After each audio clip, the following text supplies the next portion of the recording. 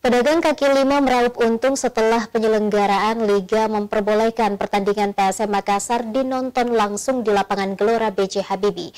Pedagang ini sangat bersyukur karena dapat menambahkan pendapatan ekonomi jika PSM bertanding.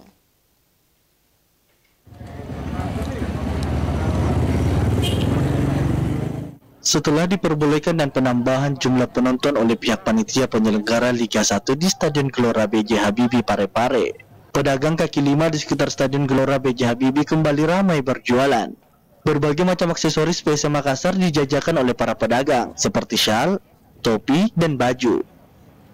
Zul, salah satu pedagang kaki lima yang ada di sekitar Stadion Gelora B.J. Habibie, merasa senang karena supporter PSM Makassar dapat langsung bisa menyaksikan setiap pertandingan di Stadion Gelora B.J. Habibie Parepare. Zul mengaku setiap supporter yang datang ke Parepare untuk menyaksikan laga PSM terlebih dahulu singgah di lapaknya untuk berbelanja aneka pakaian PSM Makassar. Dirinya mengatakan para supporter yang hadir kebanyakan membeli jersey PSM maupun syal. Merchandise PSM Makassar dijual dengan harga bervariasi mulai dari Rp35.000 sampai Rp150.000. Sudah berapa lama di sini menjual pakaian? Selama musim ini menjual terus. Bagaimana pendapatannya, pemasukannya?